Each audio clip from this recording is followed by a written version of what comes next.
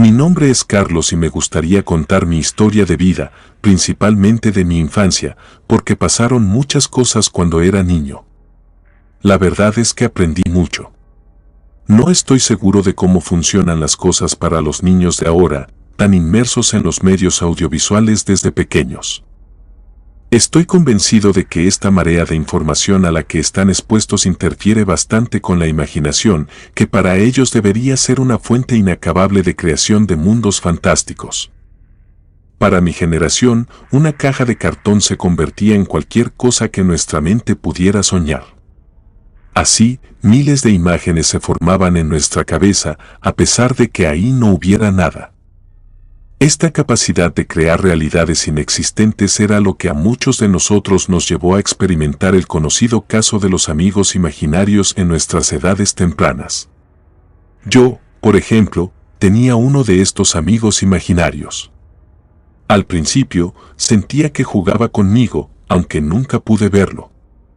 Sabía que estaba ahí, que jugaba a mis juegos y me cuidaba en todo momento, pero era como si su imagen me fuera completamente invisible. Solo podía escuchar su voz e incluso sentirlo cerca de mí, pero nunca apareció físicamente. Recuerdo que esa voz bromeaba conmigo, me aconsejaba qué juegos jugar y me decía qué cosas estaban bien hacer y cuáles no a veces. Recuerdo que platicábamos por las noches hasta que me quedaba dormido. Esta especie de amigo imaginario apareció cuando estaba cerca de cumplir 5 años, y fue después de cumplir 6 que por fin tomó una forma visual. Aquella voz ahora se presentaba ante mí como una figura completamente formada. Este amigo imaginario con el que yo hablaba no tenía la clásica apariencia de un niño, como ocurre muchas veces. Al contrario, tenía la apariencia de un hombre adulto, vestido con un traje café y su cara era delgada y maquillada. Al principio, pensaba que era como un payaso, pero con el tiempo asocié su rostro al maquillaje de programas chinos que accidentalmente vi en casa. La descripción de esta figura siempre causa escalofríos a quienes escuchan la historia, pues alguien con maquillaje rojo y blanco en la cara no suena precisamente amigable. Sin embargo, yo nunca me sentí amenazado por él. Mi madre, quien sabía de su existencia, tampoco parecía asustada. De hecho, en muchas ocasiones sentí que estaba incluso alegre de que jugara con él y nunca me prohibió hablar con aquella creación mía. Desgraciadamente, la vida da muchas vueltas y cuando cumplí 7 años, mi madre, quien era mi persona favorita en el mundo, falleció de manera repentina. A pesar de este duro golpe, nunca tuve miedo ni me dejé invadir por una tristeza tan grande, en parte porque mi amigo imaginario me decía que todo iba a estar bien, que mi mamá ya estaba con él y que nunca me dejaría solo. Aunque claro que me sentía triste, porque mi madre era lo único que tenía en el mundo aparte de mi amigo imaginario, y se había ido. La pérdida de una madre a una edad tan temprana es muy dura, ya que en esos momentos es cuando más se necesita, y sinceramente, ya nada vuelve a ser igual. Al no tener un padre en quien refugiarme, varios familiares parecieron echarse la bolita intentando decidir quién se haría cargo de mí. Finalmente, unas tías decidieron llevarme con ellas. Maribel, Mercedes y Rocío eran 3 hermanas de mi abuelo que desconocía por completo. Vinieron desde Puebla al velorio de mi madre y, siendo solteras, se ofrecieron a llevarme y a proveerme de lo necesario. Nadie en mi familia se negó, y terminé dejando mi querido Veracruz para irme con ellas, confiado en que todo estaría bien, como había dicho mi fiel amigo. Aunque desde que ellas llegaron él no había vuelto a aparecer, apenas escuché su voz en un par de ocasiones, sin haber podido platicar con él. En Puebla, las tías tenían una hermosa casa de estilo antiguo, al parecer heredada de sus padres. Me instalaron en un cuarto enorme y me trataron con amor y dulzura al menos al principio. Para mi sorpresa, a la semana de estar en mi nuevo hogar llegó otro niño a la casa, llamado Emilio, un pequeño de mi misma edad. Una señora indigente se lo había dado a las tías, incapaz de cuidarlo. Emilio y yo de inmediato nos volvimos amigos. Instalados en la misma habitación enorme, compartimos muchas pláticas y risas, era como tener un hermano de mi misma edad. Aquellos primeros meses los recuerdo como los mejores días de mi vida, tanto que ni siquiera notaba la ausencia de mi amigo imaginario. Sin embargo, con el tiempo, las tías, que se habían mostrado generosas, comenzaron a actuar extraño. Se volvieron sumamente estrictas y fanáticas de la religión, obligándonos a Emilio y a mí a rezar el rosario diario y controlando absolutamente todo lo que hacíamos. La televisión o la radio dejaron de ser entretenimiento permitido para nosotros, y entre palos y castigos siempre terminábamos encerrados como penitencia por algo que consideraban incorrecto. Una noche, me desperté al escuchar un ruido en mi recámara. Rápidamente, me oré en mi cama. Justo después de abrir los ojos, escuché risas horribles que parecían provenir de la sala. Mis 3 tías se carcajeaban de una forma extraña, escalofriante. Fue entonces cuando sentí unas manos cálidas que me tomaron de los hombros y me hicieron recostar de nuevo. Era mi amigo imaginario, diciéndome que tuviera cuidado, que por el momento no podía verme, pero que debía siempre procurar mantenerme a salvo. A esa edad no comprendía bien a qué se refería, ya que el mensaje era extraño para mí. Entonces, las tías parecieron callarse y escuché sus pasos fuertes dirigiéndose a nuestro cuarto. Cerré los ojos mientras ellas abrían la puerta, encendiendo la luz y entrando de forma brusca. Preguntaron quién había estado en nuestro cuarto. En mi mejor actuación, me hice el dormido mientras mi tía Maribel me sacudía, preguntándome quién había estado en la habitación. Respondí confundido y bostezando, diciendo que no sabía de qué hablaba. Las 3 salieron hechas un torbellino, dejándonos a Emilio y a mí encerrados en aquella alcoba. Desde esa noche, las 3 cambiaron aún más, endureciéndose. Nos castigaban por absolutamente todo, incluso por verlas a los ojos. Además, comenzaron a hacernos rezar el rosario y leer una serie de libros religiosos diariamente, lo cual nos tomaba hasta 2 horas de cada día por las tardes. Esto nos dejaba poco tiempo para la diversión y los juegos que un niño necesita, volviendo nuestra vida bastante infeliz y estresante. A la hora de dormir, las tías comenzaron también a encerrarnos bajo llave a ambos, indicando que teníamos prohibido salir de nuestras habitaciones. Esto a veces orillaba a Emilio y a mí a hacer nuestras necesidades en una basinica que las tías se encargaban personalmente de vaciar por la mañana. Sin embargo, los castigos no nos doblegaron y finalmente, acompañados el uno del otro, Emilio y yo pudimos soportar todas las contrariedades de aquellos días. Bueno, casi todas, pues una de las cosas que en aquella época nos llenaba de terror no eran ni las reprimendas, los golpes, ni los castigos. Lo que realmente nos asustaba eran las noches, esas noches donde nos encerraban y podíamos escuchar a las tías reír a carcajadas, unas risas horribles que parecían venir de la planta baja, pero también del patio. Incluso creíamos oírlas alejarse, riendo como si por las noches salieran de la casa. Aquel sonido helaba la sangre y ponía la piel de gallina de una forma que no podía explicar. Una noche recuerdo haberme ido a dormir y ser despertado bruscamente por unas manos que me cubrieron la boca, evitando que gritara o dijera algo ante el sobresalto. Eran las manos de Emilio, quien, con un gesto aterrado, me pedía que me mantuviera callado, y así lo hice. Emilio quitó las manos de mi rostro, me senté en mi cama y puse atención al otro lado de la puerta.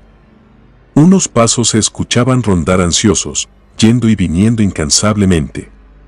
De repente, parecieron no ser solo los pies de una persona, sino de 2, y luego de 3, que estaban ahí a unos metros de nosotros. Aquellas 3 personas comenzaron a reír, a carcajearse de una forma que parecían aves graznando. Recuerdo cómo se me erizó la piel aquella noche. Emilio también estaba aterrado. De alguna forma y sin poder explicar cómo, escuché en aquel momento dentro de mi cabeza la voz de mi amigo imaginario, quien me dijo que tuviera cuidado, sin que yo pudiera ubicar de dónde venía o dónde estaba.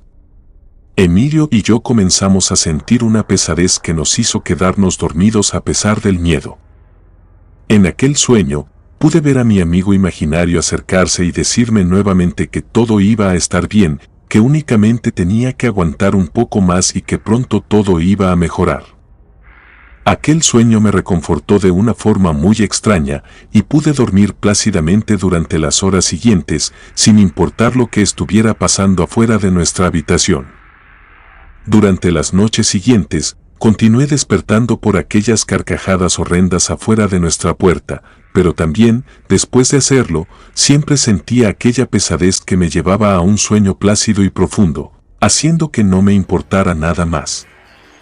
Exactamente una semana después, las tías estaban más ansiosas y molestas que de costumbre, se veían más demacradas, más envejecidas de lo normal, y no dejaban de decir que estaban hartas de nosotros, hartas de Emilio, hartas de mí.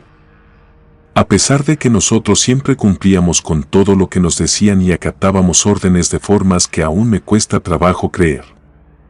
Recuerdo que aquel día me fui a dormir y por alguna razón el miedo que Emilio tenía hacia nuestras tías aquella noche lo hizo poner una silla entre mi cama y la puerta, impidiendo que ésta pudiera abrirse por completo. Nos acostamos y durante las horas siguientes tuve un sueño muy extraño. Mi amigo imaginario que me visitaba se encontraba en una iglesia y me decía que debía correr hacia ese lugar sin detenerme, cargando lo que estaba debajo de las escaleras en la casa de mis tías. Después, recuerdo que me abrazaba muy fuerte, aquel abrazo fue muy cálido y reconfortante. Mientras me tenía entre sus brazos, recuerdo que me repetía que siempre estaría conmigo, que siempre me cuidaría, y antes de despedirnos me recordó que la iglesia era el lugar más importante, que no importara lo que pasara, yo debía llegar ahí. Nos despertaron unos golpes horribles y, otra vez, esas risas aterradoras. Al voltear hacia la puerta, Emilio y yo vimos que esos golpes eran de la puerta estrellándose violentamente contra la silla. Aquella silla que impedía que lo que fuera que estuviera al otro lado no pudiera entrar a nuestra habitación. Finalmente, siendo niños, Emilio y yo comenzamos a gritar aterrados, mientras aquello que estaba al otro lado de la puerta parecía meter una mano por la rendija que quedaba, intentando abrirla. Una mano horrible, flaca y deforme entraba por aquella pequeña abertura, manoteando como si tratara de quitar la silla que le impedía el paso. Sin embargo, al no poder hacerlo, tras unos minutos de lucha, aquella mano se retiró, al igual que la cosa o persona que estuviera allá afuera. Emilio y yo escuchamos unos pasos que bajaban las escaleras y luego algo que salió de la casa, gritando y alejándose. Le dije a Emilio que debía ponerse los zapatos mientras yo me ponía los míos. Una vez listos, lo tomé de los hombros y le dije que era de suma importancia correr hacia la iglesia sin detenernos. Recuerdo estar temblando cuando retiré la silla de la puerta, abrí y salí corriendo, con Emilio detrás de mí. Él salió de la casa, pero yo me retrasé, buscando lo que me había dicho mi amigo imaginario, que estaba bajo las escaleras.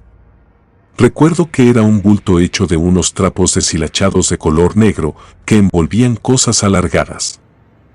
Sin detenerme a revisar con detalle, lo abracé entre mis manos y comencé a correr hacia el templo de la colonia, que estaba a unas 4 cuadras de distancia. Debía apurarme para llegar, pues seguramente Emilio ya estaba ahí, y, además, aquellos graznidos ya se escuchaban a lo lejos, como si vinieran detrás de mí, olfateando lo que traía conmigo. A pesar de la hora de la madrugada, la puerta de la iglesia estaba ligeramente abierta.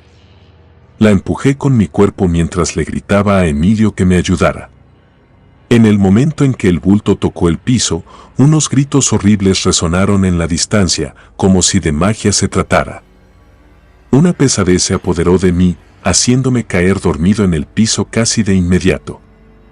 A la mañana siguiente, el sacristán me levantó gentilmente del suelo, preguntándome quién era yo y qué hacía ahí. Le expliqué torpemente lo que había ocurrido, y él tomó aquellos trapos del suelo, llevándolos consigo a un cuarto adentro. Nunca me dijo lo que contenían. Mis tías nos buscaron, pero Emilio, mi compañero de aquellas semanas, desapareció. Ni siquiera sé cómo, pero a los pocos días me fue a buscar una señora joven, también de Veracruz, que decía ser mi tía. Como yo desconocía gran parte de la familia, tuve que irme con ella sin hacer muchas preguntas. Aunque moría de miedo de que mi suerte se repitiera, no fue así. Aquella mujer, mi mamá Angélica, como la llamé por muchos años, era hermana de mi padre. Ella me contó cómo mi madre nos había apartado de toda la familia y cómo mi padre había muerto repentinamente en circunstancias que aún hoy no se logran explicar. Cuando llegamos a su casa en Veracruz, recuerdo haber visto una foto colgada en la pared que me hizo sorprenderme hasta las lágrimas. No dije nada y solo me quedé mirando, mientras el agua salía de mis ojos sin control. Mi tía sacó una foto y me dijo que él era mi papá, que a él le gustaba mucho el teatro, y desde chico siempre hacía obras en la calle para los vecinos, junto a sus amigos. En esa foto, ya estaba en la universidad, en un grupo más profesional. Iba vestido con un traje café y su cara estaba maquillada con líneas negras y rojas, como en la ópera china, igual que aquel amigo imaginario que me había visitado todos estos años. Nunca volví a saber nada de Emilio y únicamente espero que esté bien. De hecho, siempre creí que estaba bien, que quizá había simplemente corrido hacia otro lado. Pero ya siendo adulto, mi mamá Angélica me dijo un día que cuando fue a recogerme con aquel sacristán, él le encomendó encarecidamente acercarme a la religión. Las tres tías no tenían muy buena fama en aquella colonia y al parecer lo que yo había cargado aquella noche en esos trapos eran, según las palabras de aquel hombre, extraños objetos de brujería. Muñecos de trapo atados y con un mal olor, pequeños frascos llenos de hierbas secas y piedras talladas con símbolos extraños. Sin embargo, lo más inquietante fue que, después de aquella noche, todos esos objetos desaparecieron sin dejar rastro. Nadie supo jamás qué ocurrió con ellos. Ella ya no pudo verlas, pero lo que es cierto es que, con mi mamá Angélica, también comencé a rezar el rosario en ocasiones. Al leer la Biblia, me di cuenta de que aquello que mis tías me hacían leer y repetir no era de ningún modo la Biblia cristiana ni el rosario tradicional. Aquello que repetíamos una y otra vez eran extrañas oraciones a dioses animales, dioses que a veces parecían perros o cabras, a los cuales les hacíamos alabanzas ininteligibles que, hasta el día de hoy, me niego a repetir. Eran cosas muy extrañas y claramente demoníacas, cosas que a esa edad nos hacían pronunciar y que nosotros, en nuestra inocencia, no sabíamos qué significaban. Pero justamente por eso sé que toda esa experiencia, por más oscura y extraña que haya sido, no tuvo consecuencias negativas en nuestras vidas, porque nosotros, siendo solo niños, no lo hicimos con ninguna mala intención. A pesar de todo, fue la peor experiencia que he vivido, llena de miedo, soledad y dolor, especialmente después de perder a mi madre. No obstante, también hubo momentos en los que pude encontrar algo de consuelo, especialmente gracias a Emilio, quien se convirtió en un verdadero amigo y casi en un hermano para mí durante ese tiempo.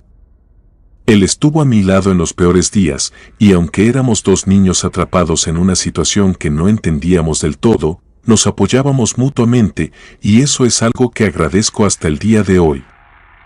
Recuerdo que siempre sentí la presencia de mi padre de alguna manera, como si, aunque no estuviera físicamente conmigo, él me cuidara desde algún lugar. En mi niñez, eso me dio fuerza y me ayudó a sobrellevar muchas cosas, incluso cuando ya era adulto y no volví a sentir su presencia tan claramente. Pero sé que sigue aquí de algún modo, y confío en que siempre estará cuidándome, así como estoy seguro de que mi madre también me protege, incluso desde la distancia que nos separa.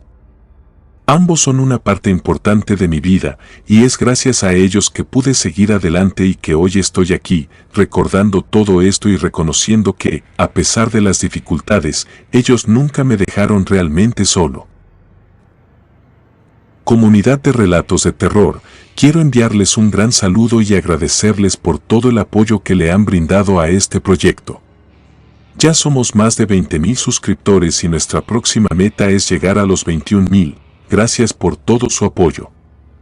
Si te gustó este relato, suscríbete activando la campanita de notificaciones, de esta manera estarías apoyando nuestro proyecto. Gracias por escucharnos. Relato anónimo, derechos a quien corresponda.